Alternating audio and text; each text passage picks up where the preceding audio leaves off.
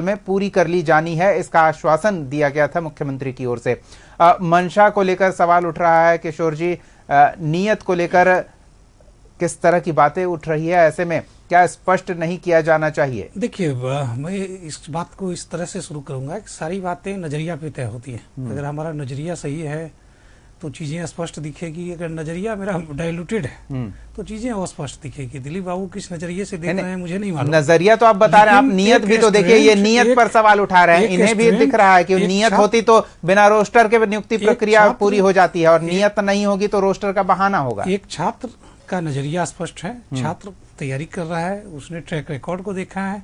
बिहार ने एक अभूतपूर्व निर्णय के साथ, अभूतपूर्व इम्प्लीमेंटेशन के साथ एक रिकॉर्ड बनाया, और बिहार ही आगे रिकॉर्ड बनाएगा। देश के अंदर पहला राज्य है जो सेंट्रलाइज कैलेंडर जारी कर रहा है, देश के अंदर पहला राज्य है जिसका सबसे अधिक शिक्षा पे बजट है, देश के अंदर पहला राज्य है जो शिक्षकों के ट्रांसफर तक का ख्याल रखा जा रहा है कि उनकी निजी लाइफ प्रभावित ना हो।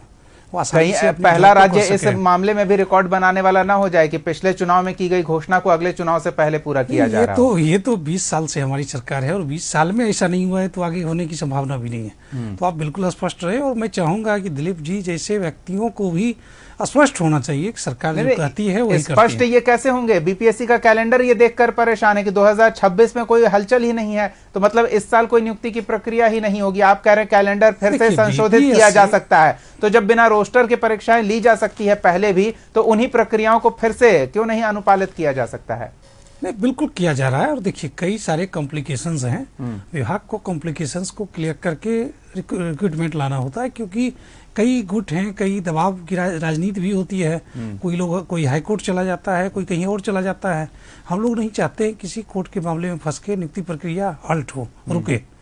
इसीलिए जो भी कॉम्प्लिकेशंस हैं, उन कॉम्प्लिकेशंस को दूर करने का प्रयास विभाग कर रही है, और यथाशीघ्र बिल्कुल मैं आश्वस्त कर रहा हूँ प्रदेश के छात्रों को कि आप यथाशीघ्र नियुक्ति प्रक्रिया शुरू की जाएगी शिक्षकों की, क्योंकि शिक्षकों की बहाली सिर्फ एक नियुक्ति प्रक्रिया नहीं है, बल्कि बिहार की शिक्षा का एक इमोशन का रेल है, एक इमोशन का ट्रेन है, जहां लाखों की संख्या में छात्र इस उम्मीद में तैयारी कर रहे हैं कि अगला नंबर उन्हीं का है, और वो शिक्षक के रूप में अपनी सेवा समाज में दे पाएंगे। और हम समझते हैं कि लोग आशान्वित हैं, और लोग कहीं ना कहीं नीतीश कुमार जी के प्रति विश्वास भी जाहिर कर रहे हैं। कितने हैं ये तो 16 को संख्या बल से पता चल जाएगा। दिलीप जी, थोड़ा संतोष कीजिए, थोड़ा इंतजार कीजिए। कहते हैं ना, सब्र का